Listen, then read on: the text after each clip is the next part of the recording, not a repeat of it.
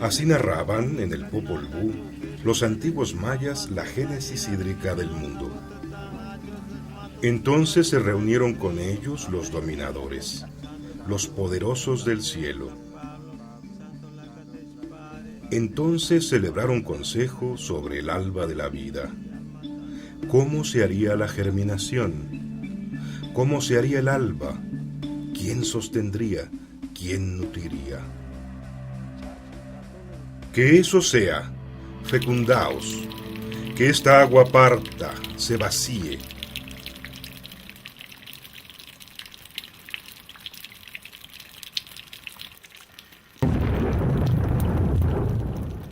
Primero nacieron la tierra, los montes, las llanuras.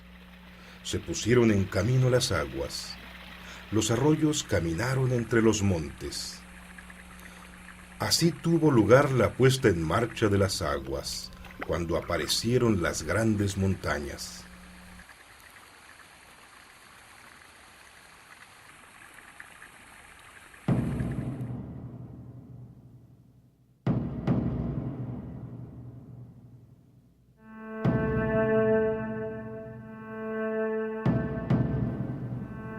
Mesoamérica es parte de esta creación.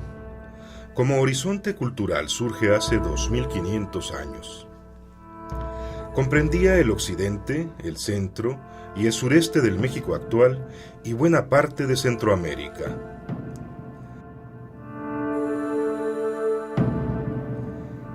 La historia de Mesoamérica es inseparable del conocimiento y la tecnología del agua que desarrollaron sus pobladores. Veamos una muestra del saber hidráulico y simbólico que durante más de 3000 años floreció en el México mesoamericano.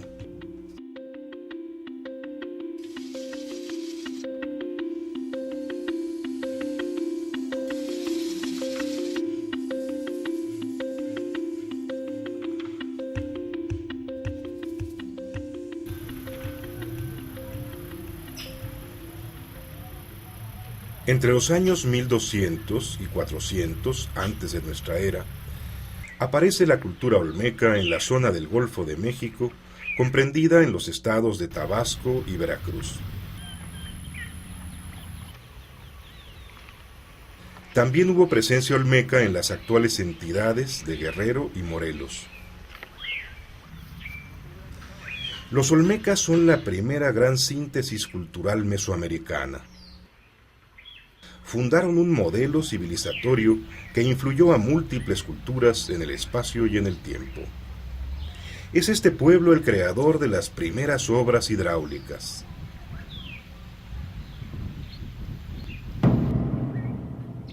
Teopantecuanitlán se localiza al norte del estado de Guerrero, en el valle de Copalillo, a 8 kilómetros de donde convergen los ríos Amacuzac y Mezcala.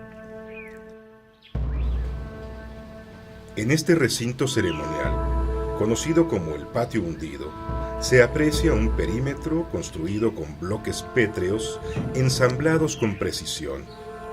En su interior se diseñó un juego de pelota simbólico y contó con 2 tuberías para desagüe consistentes en ductos de piedra.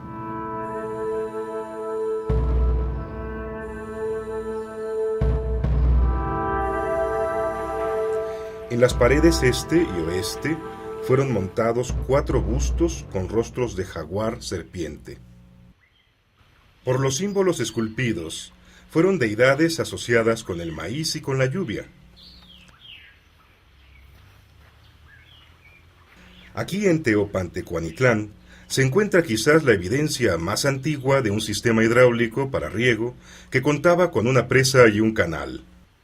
La presa tenía una cortina de 30 metros de largo, una elevación de 3 metros en el centro y el área de embalse era alrededor de 20 por 30 metros.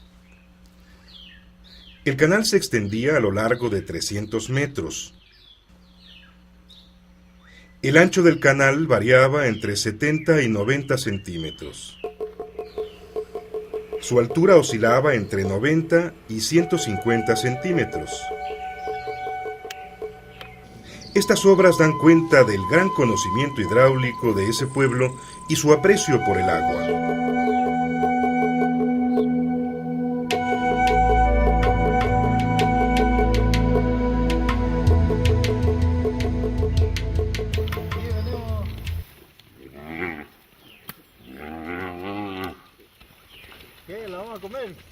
En la meseta de San Lorenzo Tenochtitlán se ha identificado una veintena de cuerpos de agua. Buena parte de estas pozas fueron construidas por el hombre o modificadas por él. En el sistema lagunar que vemos, se construyó una red subterránea de ductos de piedra. La longitud de este sistema era de 171 metros. La unión de los ductos se hizo con chapopote. Para cubrir los ductos colocaban tapas planas de piedra. La fuente que vemos, en forma de ave, se asocia con este acueducto y pudo servir como receptora o como nodo conector para alimentar una red de suministro de agua. Al parecer estas obras servían para el suministro de agua dulce y para desagüe, pero no se descarta que fueran parte de un sistema de riego. También pudieron tener un uso ritual y de representación escenográfica de los mitos.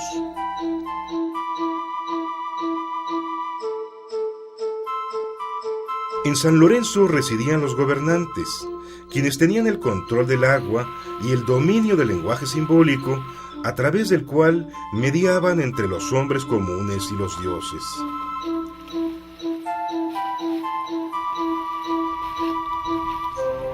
Los olmecas elaboraron un culto al agua y al cerro, indisociable de su manejo tecnológico del recurso hídrico.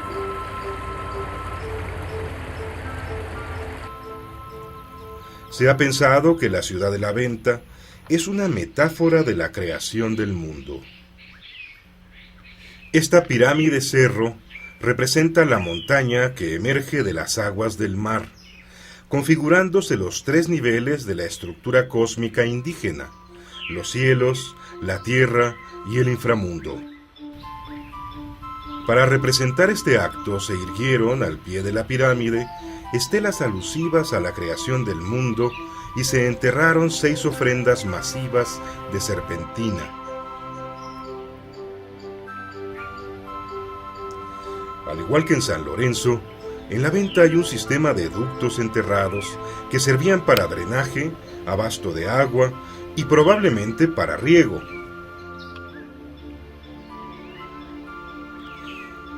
La venta, con su infraestructura hidráulica, fue al mismo tiempo la sede de los gobernantes y el espacio donde se representaban los dramas míticos cosmogónicos en torno al agua.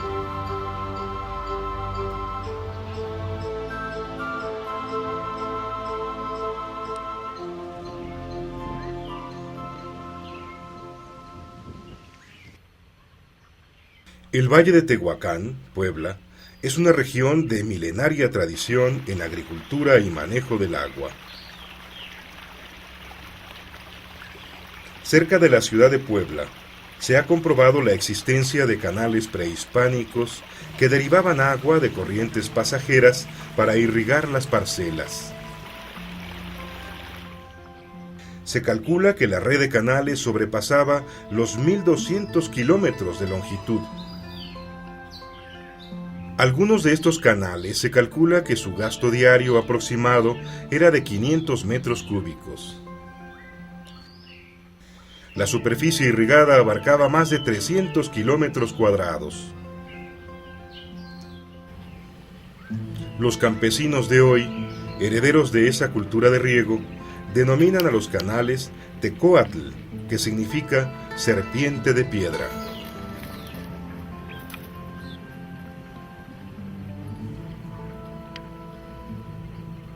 La preservación de los canales ocurrió debido a que el agua contenía sustancias mineralizadas que al depositarse y acumularse formaron una capa que se solidificó con el paso del tiempo.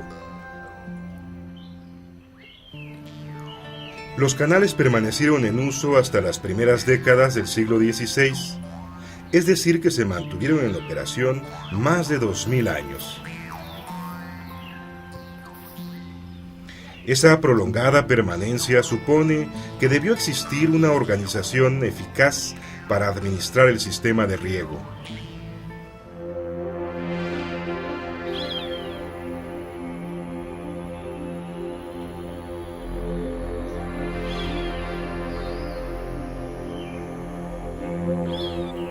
A unos cuantos kilómetros de la cueva de Coxcatlán, donde se hallaron las muestras quizá más antiguas de mazorcas de maíz, se localiza una de las obras hidráulicas prehispánicas de mayor importancia, la presa Purrón. La obra se inició en el 750 antes de nuestra era y estuvo en uso activo durante más de 900 años. Tuvo el objetivo de contener el agua de un arroyo al que ahora se le nombra Lencho Diego. Inicialmente, la presa consistió en un bordo semicircular de 175 metros de longitud, casi 3 de altura y 6 de ancho. En su etapa final alcanzó los 400 metros de longitud, 100 de ancho y 25 de altura. Se asocia a esta presa un sistema de irrigación compuesto por varios kilómetros de canales. Se ha calculado que el embalse tuvo una capacidad de almacenamiento aproximado de 3 millones de metros cúbicos, por lo que adquirió la fama de ser la presa con mayor capacidad de embalse hasta el siglo XVIII.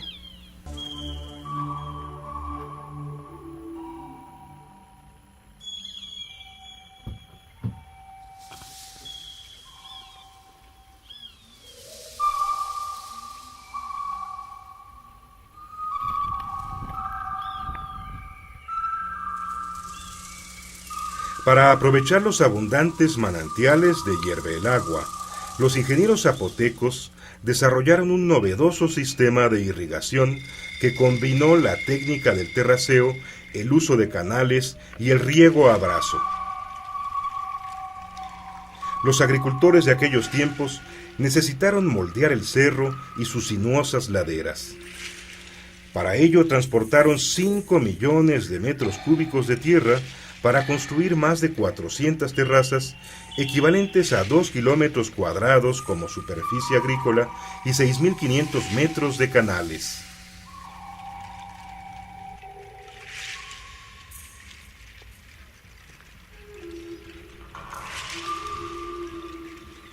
El agua que brotaba en la cúspide del cerro se conducía por medio de la red de canales hasta las terrazas. Fueron construidas en forma semicircular, escalonada y a nivel adecuado.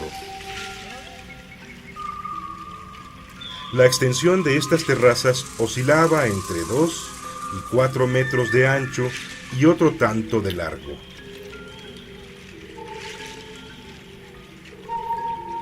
Por el conjunto entrelazado de las terrazas discurría el agua a través de cientos de canales en los que se excavaron pequeñas pozas distanciadas escasos metros una de otra.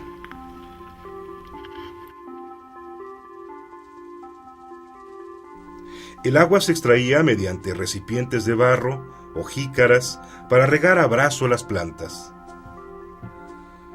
Los elementos que componen este sistema dan cuenta del grado de eficiencia para aprovechar al máximo el agua y el suelo.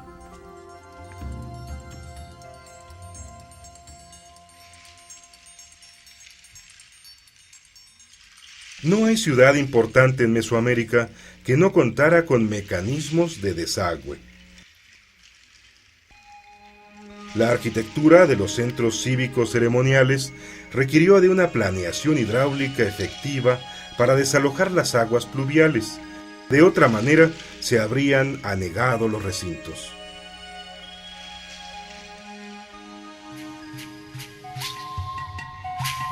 Esta es la ciudad de Hoi Chan, cielo anudado, mejor conocida como Comalcalco. Su esplendor cultural se sostuvo 300 años, del 500 al 800 de nuestra era.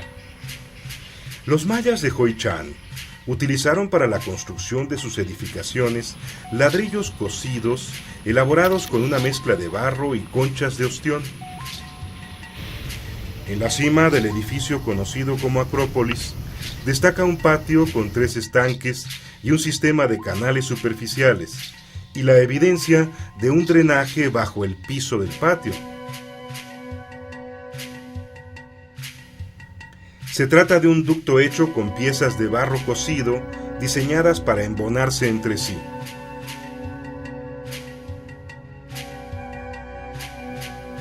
Fue mediante este sistema de ductos de barro que los mayas desalojaban las aguas pluviales de Hoi-Chan.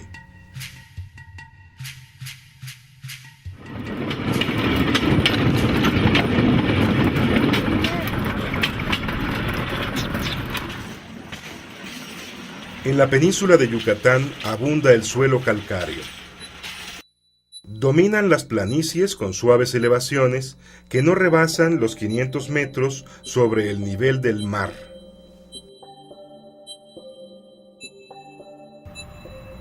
Carece de corrientes fluviales superficiales significativas. La mayor parte de sus cuerpos de agua son subterráneos, con afloraciones llamadas cenotes. Los mayas realizaron adaptaciones en los cenotes, encaminadas a tener un mejor acceso y realizar ceremonias a los dioses del agua.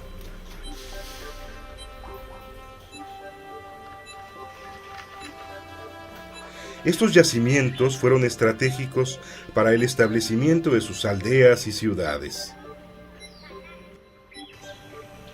Pero también, para abastecerse de agua, excavaron pozos y aplicaron técnicas de captación pluvial.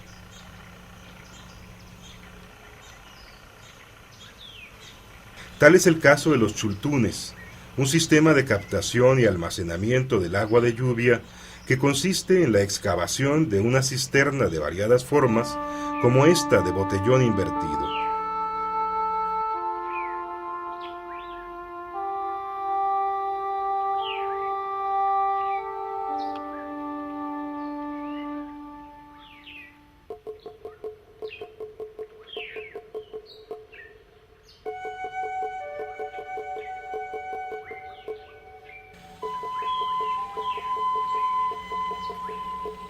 Los chultunes se han encontrado y aún se conservan en diferentes ciudades mayas, como los que vemos en Etzná y en Cabá. Los chultunes fueron también construidos para el suministro de poblaciones pequeñas y para uso familiar. En el interior de varios chultunes se han encontrado figuras simbólicas asociadas con la fertilidad y la petición de agua a los númenes acuáticos mayas. Las figuras dibujadas en posición de cuclillas en los chultunes de Sayil concuerdan con láminas del Códice Madrid en las que se muestra a Chac y a Ixchebel Yax derramando agua de entre sus piernas. Estas escenas se han interpretado como una metáfora del nacimiento del agua que fecunda a la tierra. Las representaciones constantes del dios Chac en las ciudades mayas están conectadas con rituales de petición y agradecimiento de lluvia. En Cabá, un chultún denominado de Chac está al pie de una pirámide estilo Puuk llamada Kots Poop. En su pared frontal, de manera obsesiva, se esculpió una repetición de mascarones de Chac que, salvo por su estilizada nariz, semeja en mucho el rostro de Tlaloc.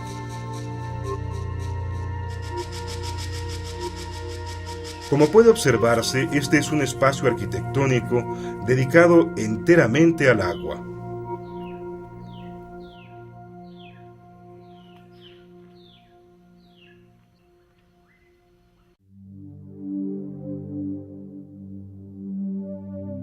Uno de los momentos de auge de la hidráulica prehispánica se gesta con las obras realizadas en la zona lacustre del Valle de México durante los siglos XV y XVI.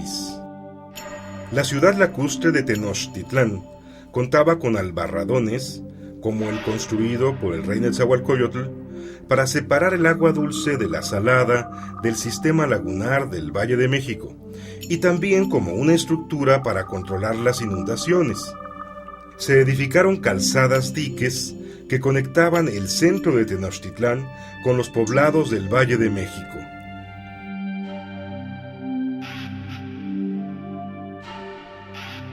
La principal obra de abastecimiento de agua a la ciudad de Tenochtitlán era el doble acueducto de Chapultepec.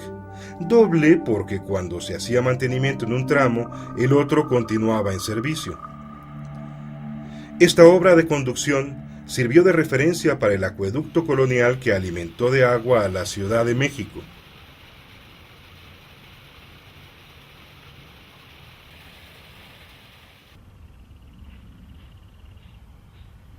Paralelamente a la obra hidráulica, se impulsó la tecnología de la chinampa. La chinampa fue un sistema agrícola construido mediante la acumulación de capas de lodo y materia vegetal, formando parcelas rectangulares de cultivo ganada a los lagos, generándose una explotación intensiva de producción agrícola que transformó la zona lacustre en un paisaje moldeado por la mano del hombre.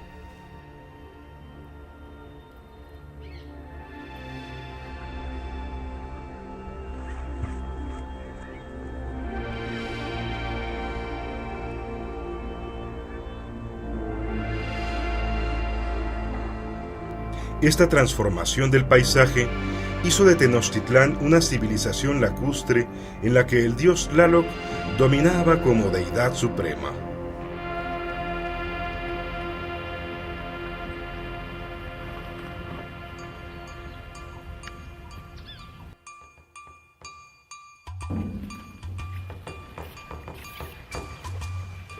Al oriente de la Cuenca de México, en Texcoco, se construyó un complejo hidráulico sorprendente compuesto de 3 sistemas de irrigación.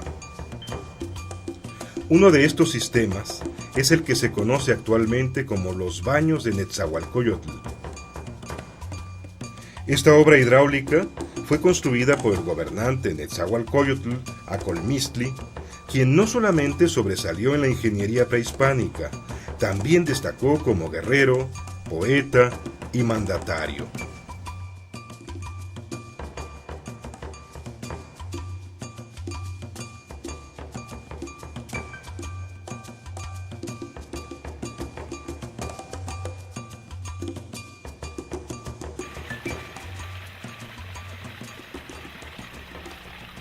La fuente principal de abastecimiento de este sistema era un manantial que brotaba a 6 kilómetros detrás del cerro de Metecatl.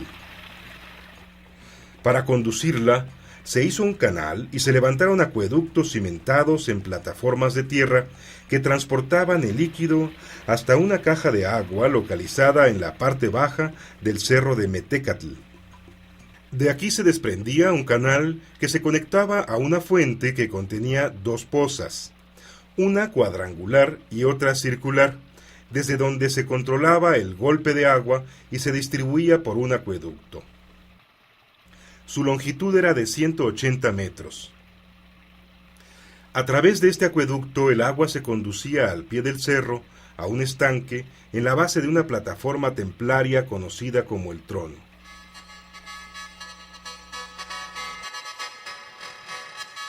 Desde ahí se distribuía a un canal perimetral que rodeaba el cerro y que alimentaba a diversas pozas para uso recreativo y ceremonial.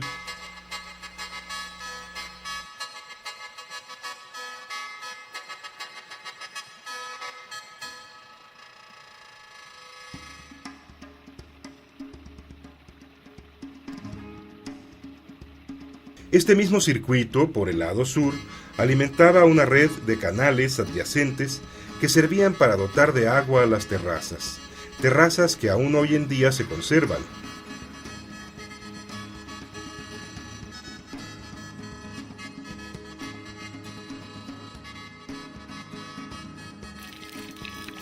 El conocimiento del paisaje, de la hidráulica, de la organización social, del simbolismo, de la producción agrícola, de los lugares míticos y de la recreación de los mitos fundadores del cosmos. Todo ello se encuentra en las obras hidráulicas del México prehispánico, que conforman 3000 años de tradición.